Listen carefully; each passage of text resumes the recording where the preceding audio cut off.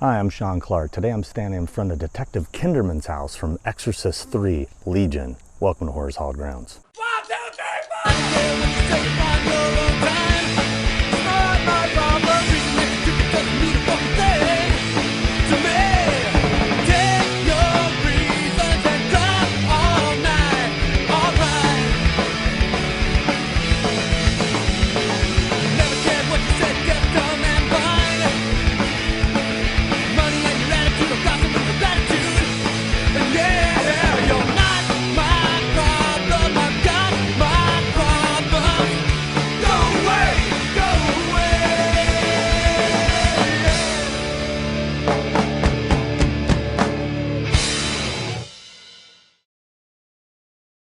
So our adventure begins in Georgetown, Washington, D.C., not in Maryland, like I accidentally said in my Exorcist episode and got shit for it from William Peter Blatty's son, Michael Blatty. But hey, I admit my mistakes. We're now at the Holy Trinity Church, the exterior of the Holy Trinity. But here, the interior did not match the film. And I was trying to figure this out, like, what is going on? Was it remodeled? Was this a set?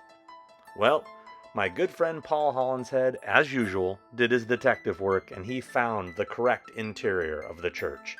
And I went back a year later, and we're going to check that out in just a minute. But they did use a little bit of the interior of the church, right here, going through these doors. They put up a false door here, right as you walk through the archway, and then, boom, out the real doors. You will notice that the houses across the street do match up to the film. There we go. So again, this is the exterior of the Holy Trinity Church in Georgetown. And we are now going to head into Washington, D.C. for our next location, the actual interior of the church. Now here we are at the Church of the Ascension and St. Agnes. And this is the interior of the church from Exorcist 3.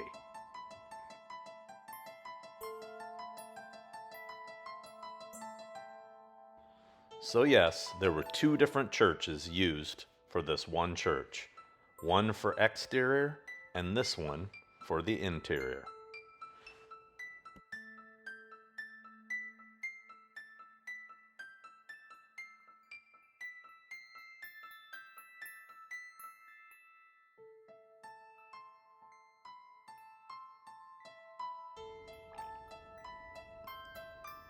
Now right over here is where the confession booth stood. It was right in between those two stained glass windows. This was constructed for the film, and apparently after production wrapped, it was given to the church. I asked one of the priests that works there what happened to it, and he says he thinks that maybe it was given to another church. Now if you look at the tile next to the wood here, it's the exact same as seen in the film where the blood is running along the edge. Can you believe it? Look at this. This is amazing. Can't believe it finally got in here. Right in the same spot I'm walking right now is where George C. Scott was walking. Kinderman. Right here. Wow. It's nuts.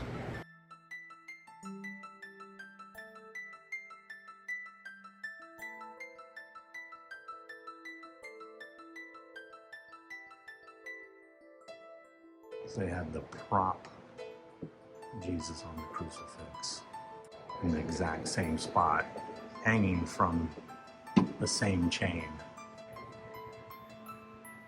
But it was obviously the prop one. His eyes open.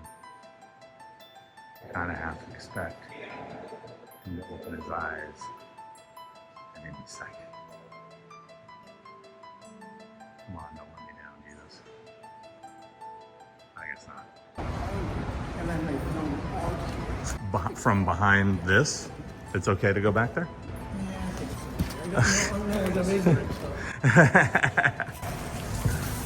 Wow.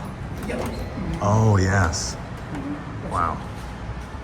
If they let the Amazing. movie camera set up there and all the lights, I don't think it's violated. Oh, is it actually from? It's from behind this. Yeah. This. Oh wow. So it's like, yeah, it's like It's like right there. it's shot from like, Down a little bit. Yeah, like yeah, right there. like right there. That's crazy seeing this like this in person. Yeah. Also, they're using crazy lenses. Yeah, that's why it's super wide lens. Yeah, they also can, raise it lower. Yeah, Yeah, definitely yeah. was on a scaffold or something. Wow. See that picture of that door? Oh. Yeah. I don't know if that was actually here. That might have. What door is it? So she goes. She goes through a door. Actually, I can pull up the scene if Yeah, this it one might here. be easier to figure out where she's walking from.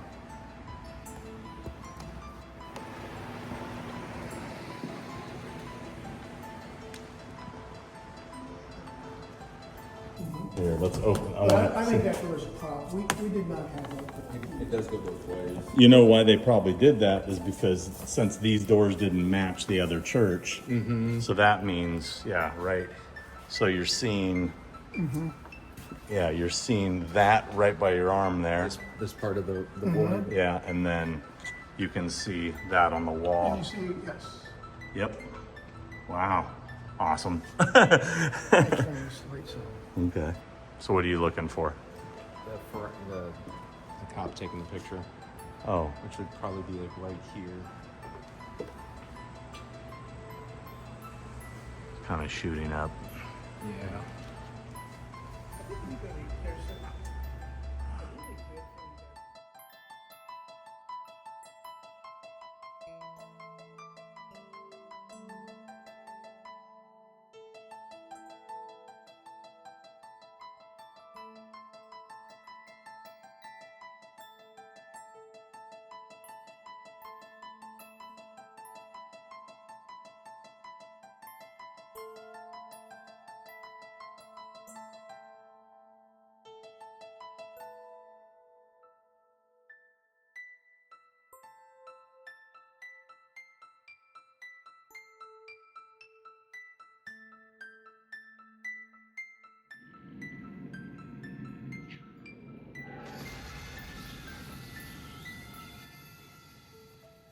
After we leave the church, the camera begins to pan down the street. This is during the opening credits. It's all done in one take. They do go back to this location later in the film, as you can see here. Same building, but back to the opening. It's supposed to be like a dreamlike state. So when we look over here to the left in the little alcove, and you see the young boy standing there holding the flower, I believe that is supposed to be the same kid that you see at the end of the street. Now, they easily could have rushed him around the building and gotten him down there for this last shot. Or it could have been twins, who knows how they did it, but I believe it's supposed to be the same kid. We don't get a real good look at him when he's in the alcove, so it's hard to be certain, but I believe it's supposed to be the same kid. So we keep heading down the street, and we are heading in the direction of the famous Exorcist stairs. This is literally the corner right across the street from the stairs. Now, this has barely changed in 30 plus years. It pretty much looks the same, except for this part here right at the end, to the left, that glass part right there, that's been added since then. When he sees the kid handing the flower, then we go across the street towards the Exorcist stairs, and just to the right, the original Exorcist house.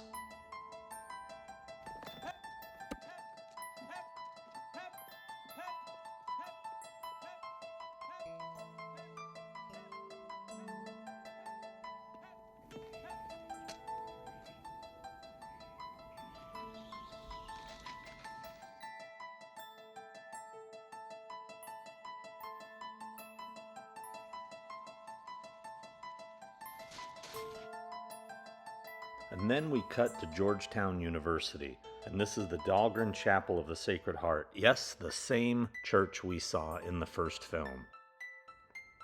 Now take a look at this shot here. Notice the sides have changed. Look at how the build out on each side of the room how it comes out now. You see right there how they built those out. So unfortunately, that covers the entranceway you're seeing right there. So that room is still there, but there's a door over to the left. Unfortunately, I wasn't able to get in there, but we can see that this is a real room and wasn't a set. You can look through the archway there, going across where you see the statue on the other side. Now, that statue is placed in that archway, and you can see the stained glass window right behind it. So it definitely was not a set. This was a practical location.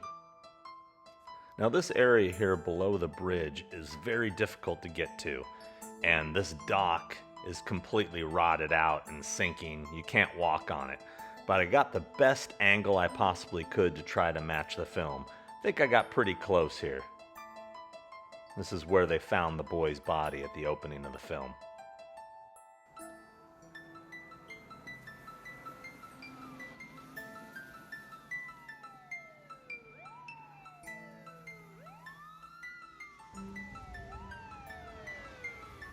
So when I was here about a year or two ago to get this location where Father Dyer's waiting for Kinderman, I didn't realize that right across the street, right there, is the actual interior of the bar from Exorcist 1. Okay, here we go. I made a mistake on my Exorcist video. Everybody's made the same mistake and thought it was the tombs. In the book, The Exorcist, they say it's the tombs. And then Exorcist 3, they shot inside the tombs. But in the original Exorcist, the interior of that bar was actually Martin's Tavern, right over there. And we're gonna go inside, take a look at it, and clear up a little Exorcist 1 mistake, and add it into this video. In the scene, he comes walking, well, he grabs a drink at the bar over here. And he walks across this crowded room.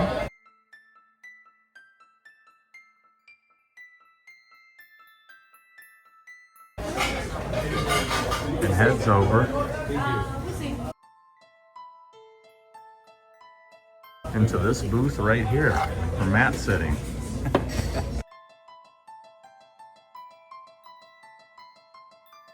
Look, other Exorcist fans are here as well. It's from England. See? It's not such a hidden secret. And the Paul Scully Power Booth.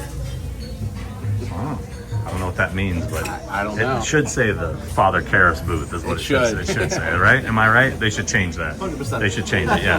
I think so. Their vocation, the meaning of their lives, and I can't cut it anymore.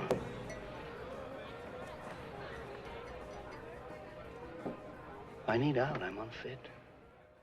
So Father Dyer's waiting on the street here in front of this building.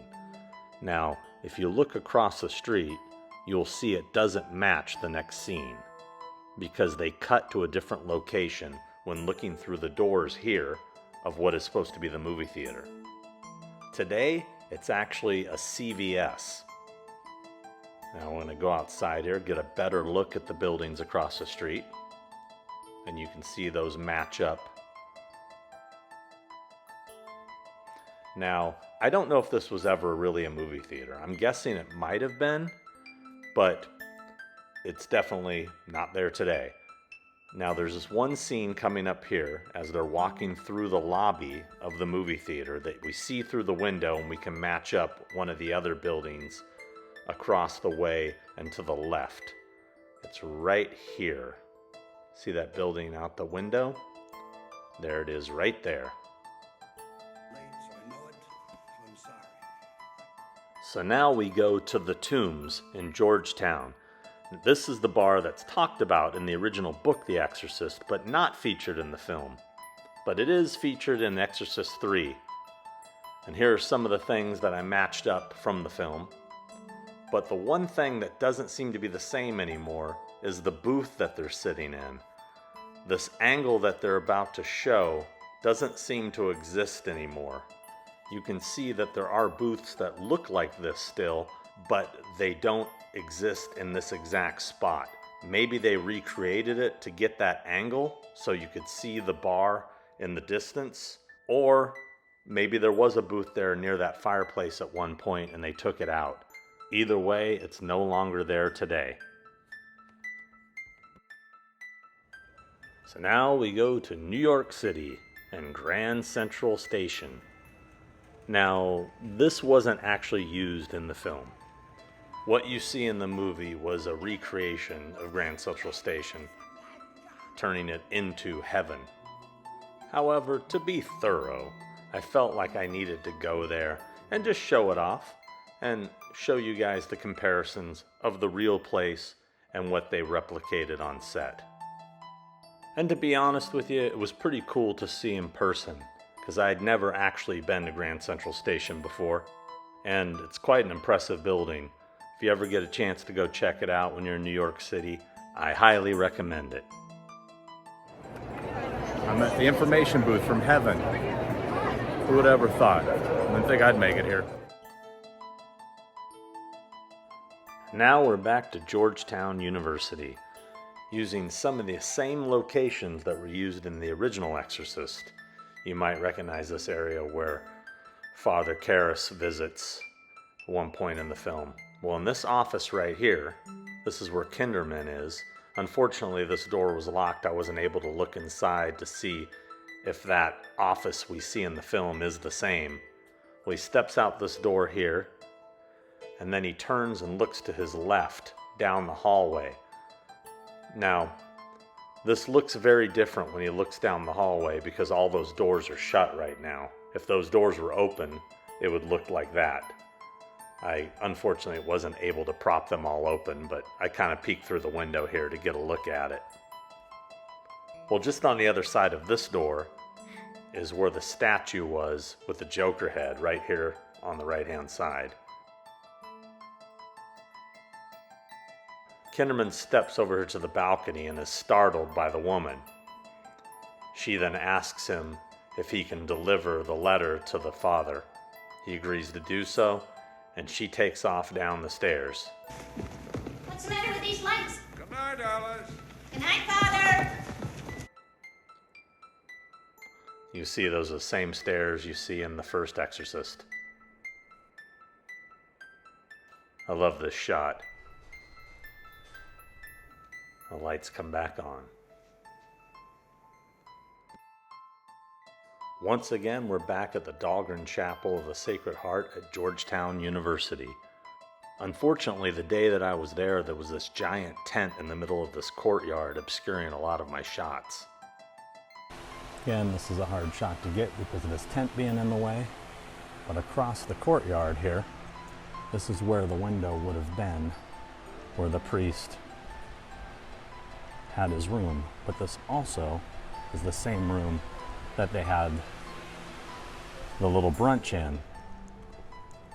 So it would be shot from this window here,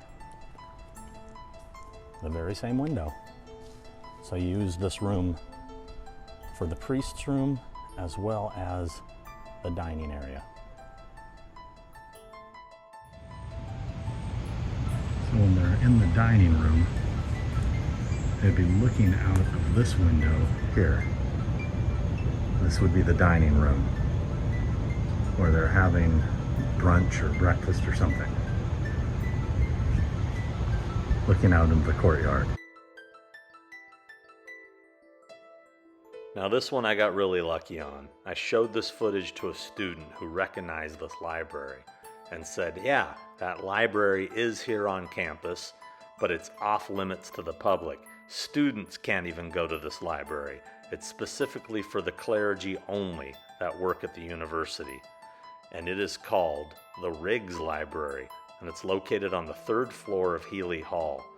This was the main library of the university from 1891 to 1970, but now it's pretty much just used primarily for university-sponsored events and functions and managed by the president's office. Anyway, I was able to get up to the 3rd floor, look through the doors because there's windows on the doors, and I was able to get this footage through the windows and you can at least see that, yes, this is the library we see in the film. I wish I could have got in there and matched up some of those spots, but I did the best I could looking through windows. At least I found it.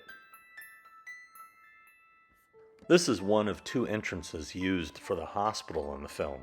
This one has stairs, and the other one is more street level, as you'll see here. This entrance here is where we see Kinderman running out of the hospital later in the film. We also see a couple nurses entering from this side, right where that gentleman is entering.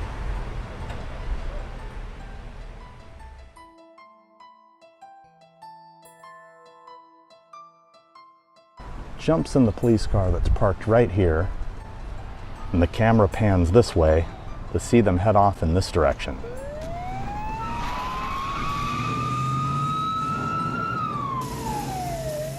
You see the police car come around this corner.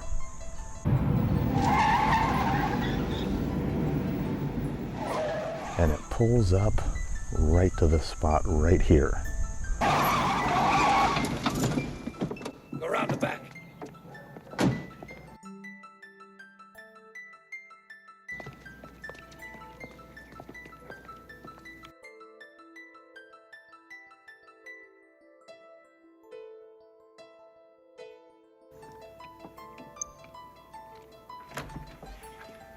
Oh, hi, Dad. Mother, Daddy's home. This is it, Kinderman's house.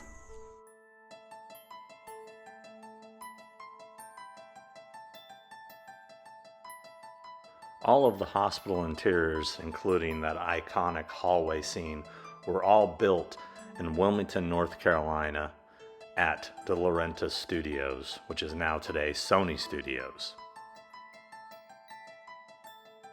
The cemetery you see at the end of the film where Father Karras is finally laid to rest is the Jesuit Community Cemetery on the campus of Georgetown University. First person was laid to rest there in 1808.